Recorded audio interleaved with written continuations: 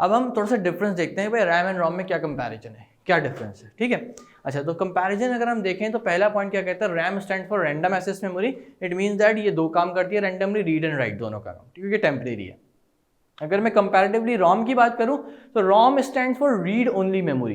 ये random access memory है, read only memory, ये सिर्फ रीड का काम करती है, ये रीड एंड राइट दोनों का काम करती है, पहला डिफरेंस, ठीक है। अच्छा, अब हम सेकंड डिफरेंस की अगर हम बात करें तो RAM is a volatile memory. Volatile means that इसको पावर की नीड नहीं होती, सॉरी इसको पावर की नीड होती है, पर वॉलेटाइल है तो इसका मतलब है होती है अपना डेटा रिटेन रखने के लिए।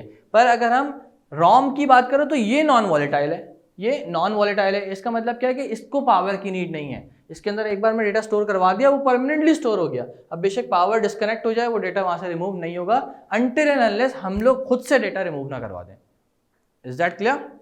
ठीक हो गया। अच्छा, पॉइंट नंबर 3, volatile memory means the stored data are lost if the power goes off. ठीक है, इसको क्लैरिफाई कर दिया उन्होंने। वॉलेटाइल का क्या मतलब है कि जो स्टोर डेटा है वो रिमूव हो जाएगा जब पावर डिस्कनेक्ट होगी। और नॉन वॉलेटाइल का क्या मतलब है भाई, it means that the information stored in its not lost even if the power goes of.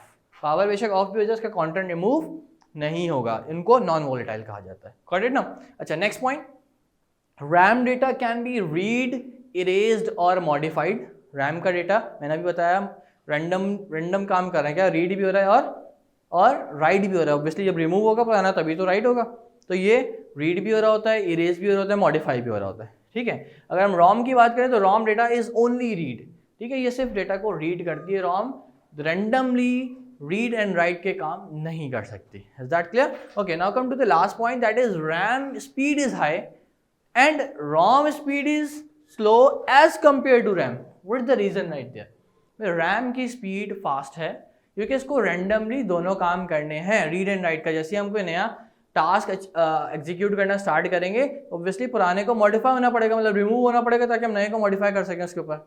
Is that clear? तो इसलिए रैम जो होती है वो फास्ट होती हैं और रोम जो होती है कंपैरेटिवली स्लो होती हैं। अच्छा, मुझे ये बताइए कि आप लोग जब मोबाइल फ़ोन्स खरीदते हैं, इस वक्त जो आप लोग मोबाइल फ़ोन्स हैं, तो उसके अगर हम कंपैरिजन करें रैम रोम का, तो भाई उसमें कोई 4GB 6GB 8GB रैम होती हैं और 64GB 128GB 256GB रोम होती हैं।